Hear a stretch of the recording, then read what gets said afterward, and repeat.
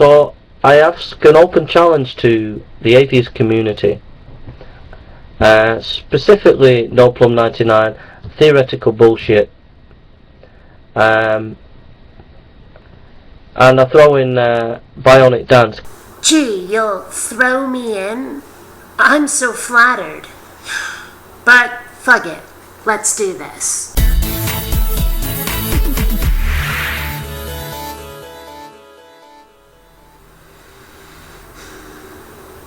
I probably should not even be answering coming out of atheism.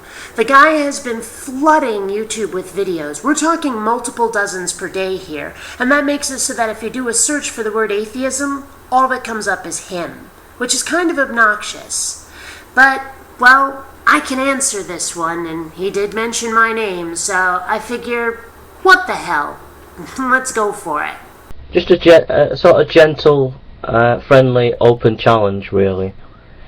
You see, the Christians believe Isaiah 53 is a prophecy of the Messiah coming to die on a cross. Well, here's the problem with prophecies. All you have to do is look at the prophecy and go, I can make that happen, I can make that happen, and I can make that happen, and woohoo, prophecy fulfilled. Unless the prophecy actually contains things that couldn't happen, that couldn't be made to happen by humans, well, the prophecy's really no good, is it? And Isaiah 53 is Old Testament. If Jesus wanted to, assuming he even existed in the first place, all he'd have to do is read Isaiah 53 and go, I can make that happen, and that's it. So there is no reason to assume that just because Isaiah 53 describes things that ultimately eventually happened, that it was a prophecy. I mean, and that's assuming that the Bible isn't even fiction in the first place. But let's take a look. You started with verse number 2.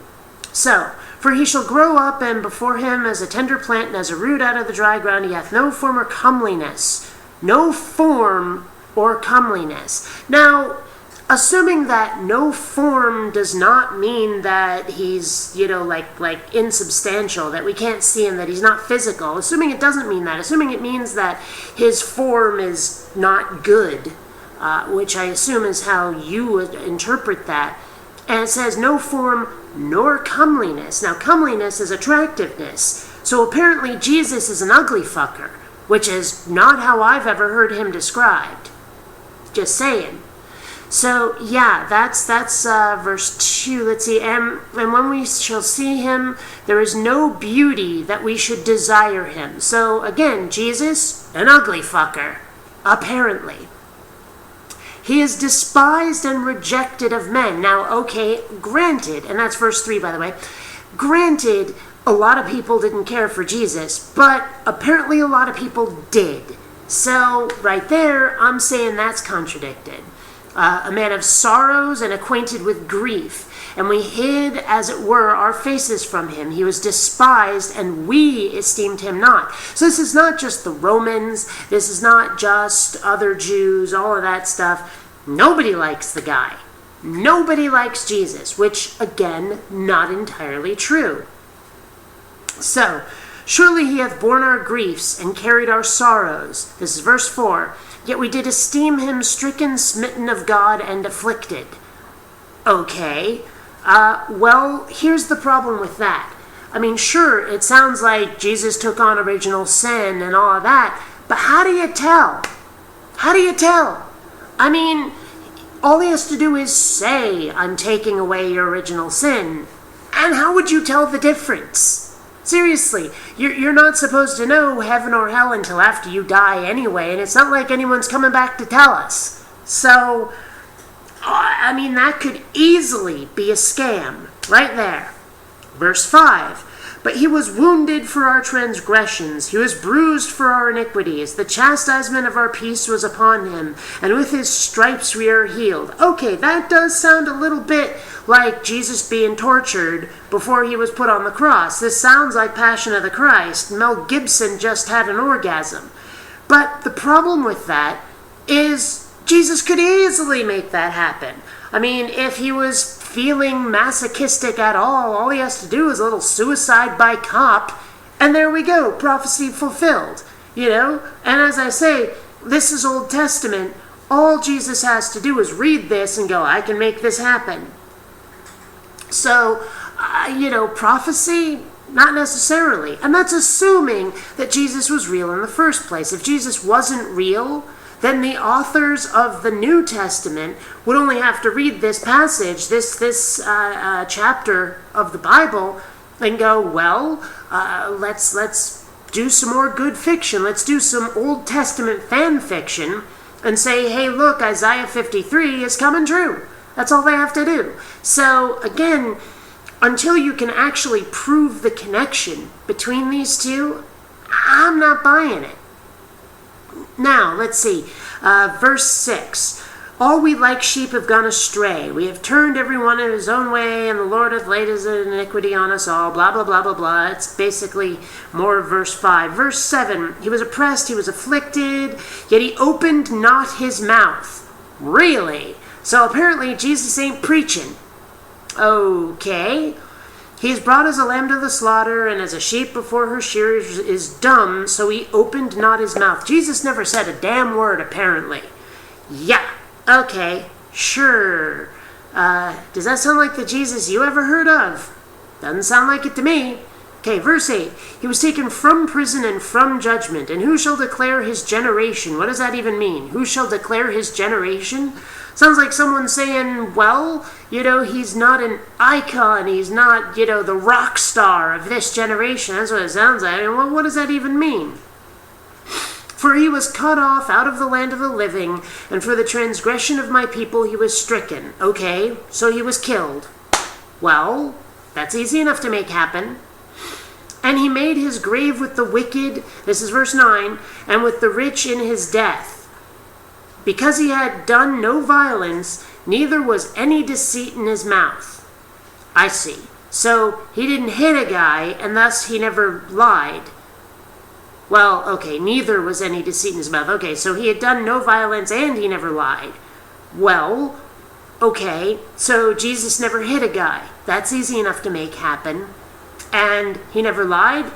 Well, maybe he just always got away with it. Huh? You ever think of that? Just saying. Okay, verse 10. Yet it was pleased the Lord to bruise him. Okay, so God was glad to kick his ass. He hath put him to grief. Okay, I'm assuming that means that God put Jesus to grief, not that Jesus pissed off God. When thou shalt make his soul an offering for sin, he shall see his seed. He shall prolong his days, and the pleasure of the Lord shall prosper in his hand. Okay. Well, again, how would you tell the difference? Whether that happened or not. How could you tell? There's nothing there that you can actually prove. And all someone would have to do is read this passage again and say, hey, look, it happened. And people would believe it or not. Okay. Verse 11. He shall see the travail of his soul, and he shall be satisfied. By his knowledge shall my righteous servant justify many, for he shall bear their iniquities. Again, how do you tell? 12, and this is the last one. Therefore I will divide him a portion with the great, and he shall divide the spoil with the strong, because he hath poured out his soul unto death, and he was numbered with the transgressors, and he bare the sin of many, and made intercession for the transgressors. Okay. Again, how do you tell the difference? Either that happened or it didn't. We don't know. Jesus could be one of the greatest scam artists in history. We don't know. And we don't even know if Jesus actually existed. And if he did, we don't know that he was the guy in that prophecy. He could have been making the prophecy happen, because there's nothing in there that can't be scammed. There's nothing in there that humans can't say, I'm going to make this happen. And again, that's Old Testament, not New Testament, so Jesus would have been able to read it. Again, assuming he was real. So, I'm sorry, but you still have a lot more to prove. You're asking me to disprove it? I don't have to, because you haven't proved it yet. There is no evidence to show that that is real.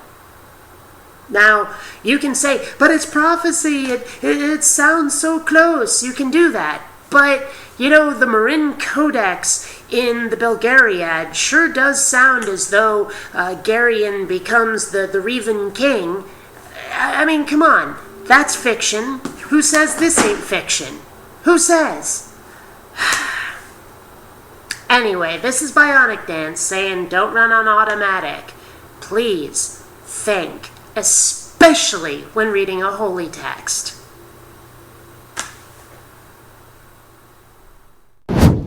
Please take the time to rate this video. And hey, if you dig what I do, subscribe. And please visit my Zazzle store, where you'll find all kinds of BionicDance merchandise.